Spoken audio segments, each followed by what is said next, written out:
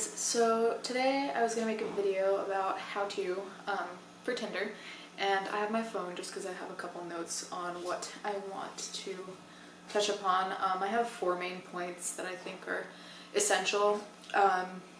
Disclaimer, I don't think I'm a pro on Tinder, just I met someone and we got married, so I think I might have some tips that could be useful to some people.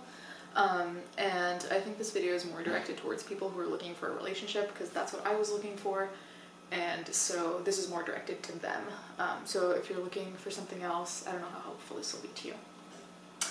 Anyways, so the first tip is disclosing. And so what I mean by disclosing is that if if you're looking for a relationship like I was, it's important to just say that up front so you don't waste time, you don't waste anyone else's time, and there's no misunderstanding about what someone's looking for, because it's happened to people I know where, they're looking for a relationship, the other person's looking for like a friend with benefit, and it's just like, it's sad and it's also disappointing, especially if you get feelings for that person. So what I'd recommend is, even if you want, you can put it in your bio, just say not looking to hook up, or whatever it is you want to say. You can put it in your bio just so people, if they're smart, won't contact you unless they are also looking for whatever it is you're looking for. If you don't want to do that, you can do like what I did, where it was just like I said straight up, like, I'm not looking for friends with benefits, hookups, nothing casual, like I want a proper relationship, and I just think that helps so nobody gets confused about what's going on and other people's intentions. So that is point 1.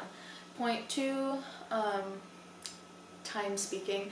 So what I mean by that is, a lot of these Tinder videos that I've seen, people have talked for like a day or 2 days and then they decide to meet up. And there's nothing wrong with that, but I do think that that makes things more complicated.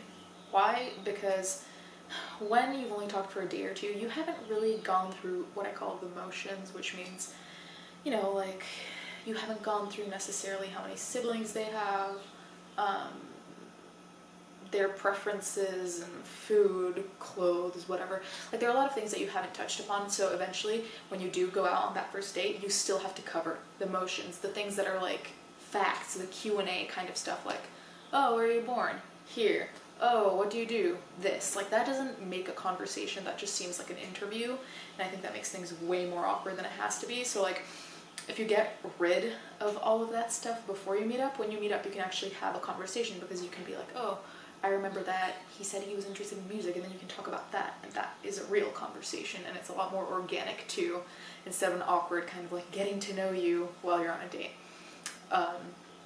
And that happens more easily when you've been talking for a certain amount of time. So there's no prescribed amount of time, obviously, but I remember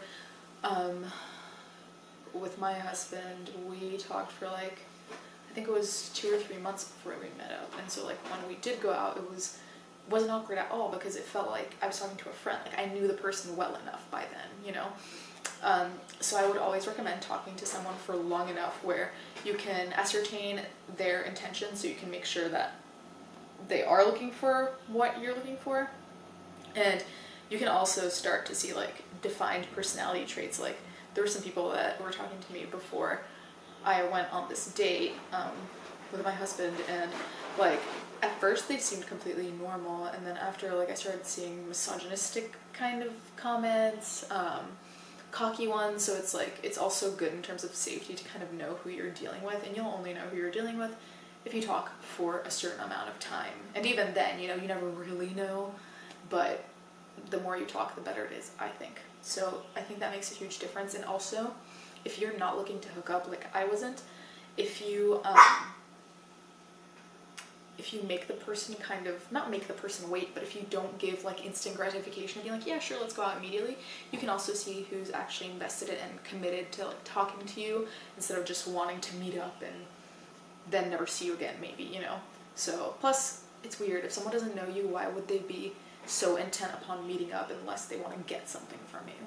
So, I mean, it's fine if you want to hook up, but if you don't want to, definitely don't meet up with someone that fast, because it's probably just not going to be genuine. Third point is location. So I didn't have this opportunity back then because Biff.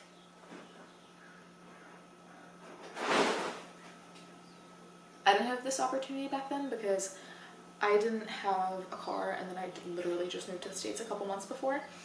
But if you can go to a place where you're a regular, or you know people, or you know the place well and it makes you feel comfortable, I definitely say to do that, just because like it's a comforting feeling, and it's a lot more settling to go somewhere where you feel comfortable and you feel like you're in your comfort zone while you're doing something that might be outside your comfort zone.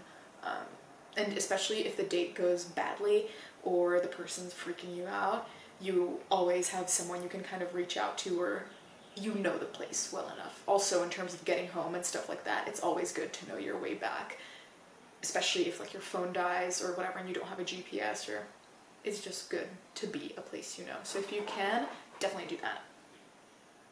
And the fourth thing, which is the last one, is to keep trying, because I know that before I matched with Jacob, my husband, there were like a lot of really weird people who were messaging me like really gross pickup lines that weren't even funny, and just asking to meet up, or people that turned out, like I said, to be really cocky and misogynistic, and I feel like that's really disappointing, and it can make you want to stop trying like altogether, just because it's tiring to kind of introduce yourself to people over and over again and try to have a discussion for it to all fall apart. So that's the thing, I think. Biff! Stop!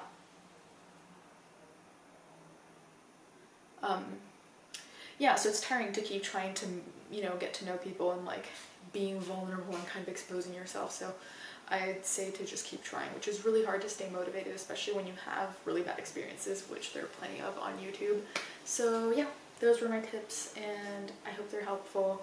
If you like this video, thumbs up and subscribe. I'll probably be making other how-to Tinder videos and fashion stuff. I don't know. But yeah, and if you have any other specific tips, comment below. Thanks.